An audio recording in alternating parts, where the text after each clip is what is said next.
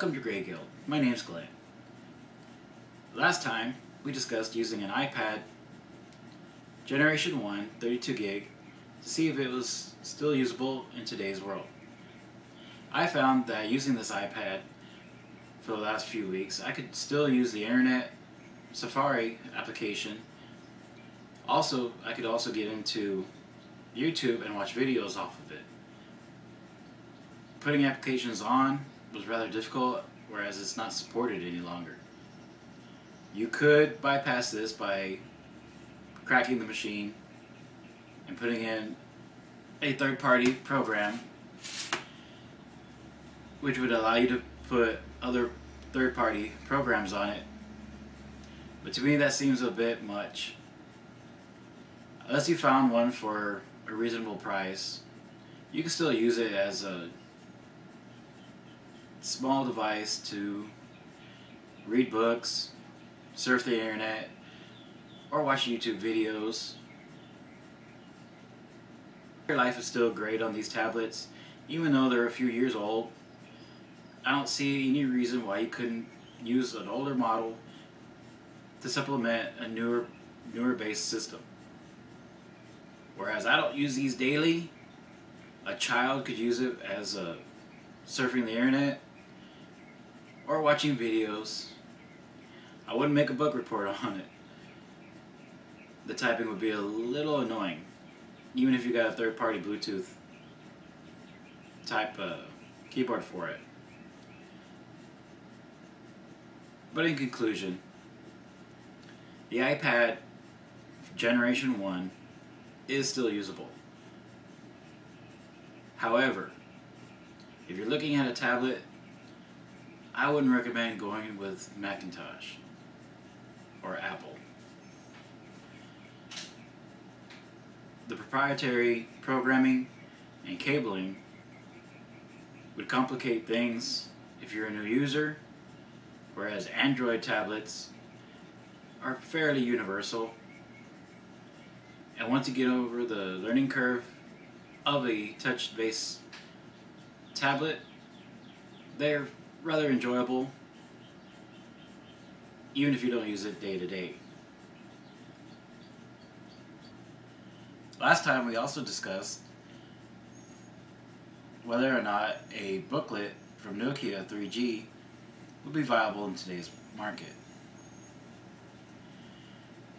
After several attempts of installing a 32-bit system, whether it be Windows 7 or Windows 8, the hard drive wouldn't take. The hard drive is very proprietary, uses a very small hard drive, about 120 gigs worth. You can get an SSD, but I didn't feel like spending a lot of money on this system. So I went with Linux, and I used Linux Mint Cinnamon 32-bit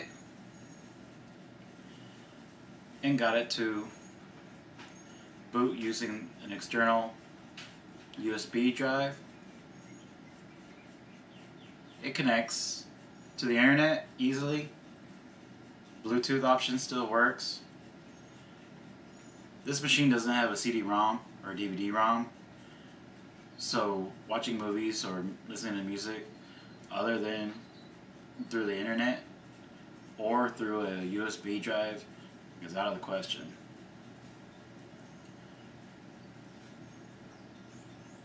The last few weeks I used it a few times while my main system was doing something else. I found that the keyboard was a little too compact for me. I found that the snappiness of the processor was fine, but a little too slow if you're used to using a larger machine, as I am.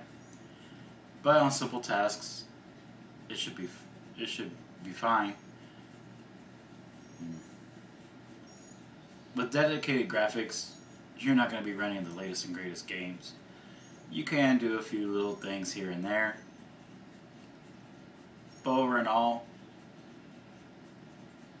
I would just move to a full-size laptop.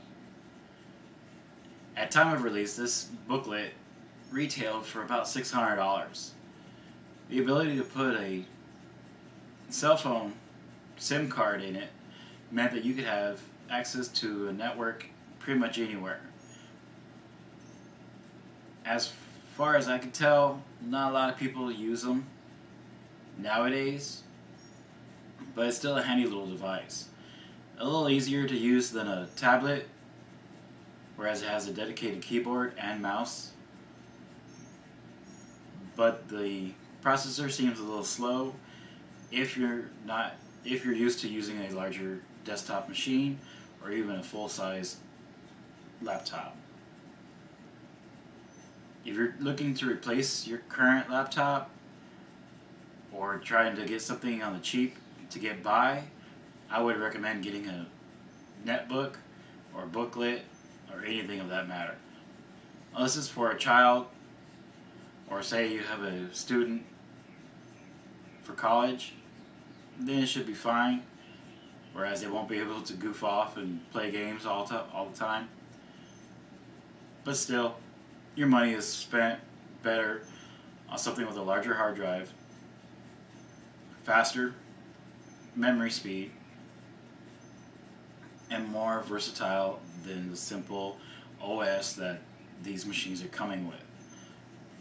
This originally came with a Windows 7 Starter Edition, which had very limited features. But of course the hardware doesn't support a whole lot.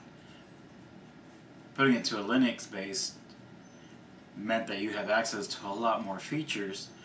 However, again, there's not really a lot of games that can cross platforms in that aspect. Not that you would be burning up the internet with it either. The life on it seemed very well. Originally they came out with a 10-hour battery life. However, just because of age, don't expect that. But you can sync a lot of things to it using the Bluetooth. And again, it is wireless, so you can also sync it to a wireless internet. So if you're going to go to a coffee shop and maybe pay some bills, meet somebody for a business arrangement, maybe you want to print up a receipt for something on your Craigslist, you can probably do that. TOSHIBA Satellite P35-S0609, 17 inches of screen, way too heavy.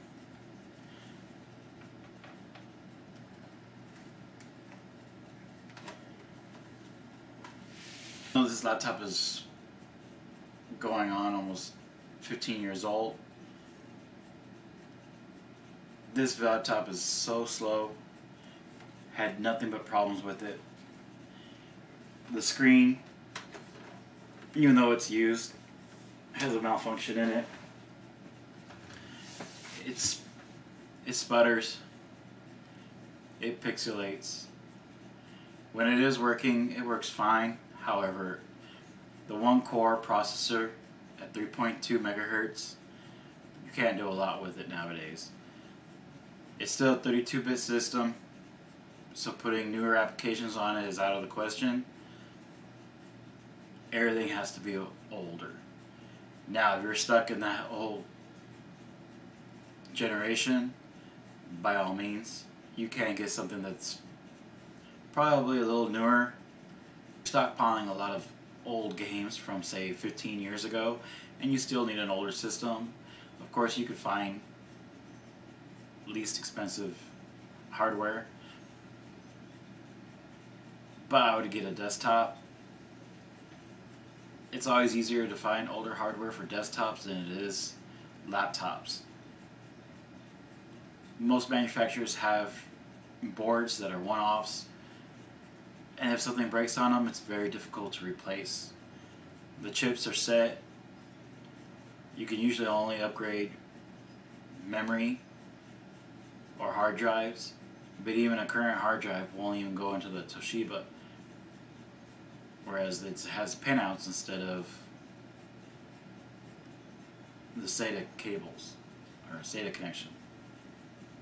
Not to buy the latest and greatest products.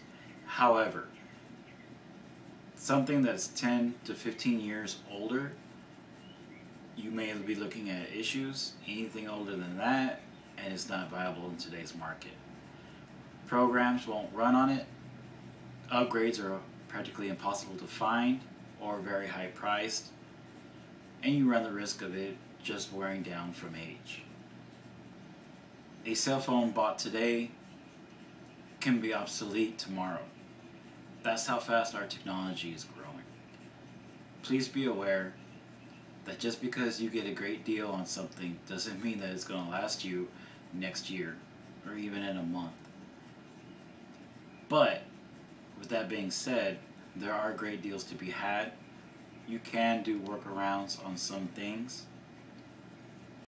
I would like to discuss some options that I've been looking into, such as maybe perhaps making a Patreon page to help support the channel, purchase equipment such as a better camera, lighting, maybe even a new system for editing and editing software. I'm also trying to see if I can get an affiliate code with Amazon and possibly eBay. Over the next few months, I'm also going to be trying to create a budget system. I've looked over several other YouTubers that have budget systems ranging around $400. Whereas I have some components I'm severely lacking in video cards and motherboards. So I'm going to try to find the least expensive option, AMD or Intel. AMD has Ryzen 3 or just around the corner, launching in the second quarter of this year. So another month, maybe a month and a half, we should be seeing some i3, well, they just say Ryzen 3. Ryzen 3 4-core chips. I would imagine there would be around $100, depending on how many SKUs they have. I was debating on the Ryzen 5, but the entry for that is still around $150, $180. And that's again for a 4-core for those. But the higher end Ryzen 5 does have 6 cores, but again that starts at around $200, $180 to $200. The motherboards aren't that bad, about $50, $60. You can even overclock with those. However, Intel has a least expensive entry-level processor. It's a Pentium G series, 2 cores with 4 hyperthreads. That seems to be a more viable option right now. And again, the motherboard is around $50, $60. As RAM prices are extremely expensive right now, I'm looking at an 8 gig system, but you can upgrade it to 16 in the future. I do have several hard drives that I can put into the system already, so we'll just have to wait and see. But I would like to know on a Patreon page, what would you like to see as a reward system? Any ideas for that? I'm at a loss. I know some people do special videos, but I have no idea on what to do for that. Please leave a comment down below. Give a thumbs up or a thumbs down if you like this video. Please consider subscribing and becoming a Grey Gilder. Thank you.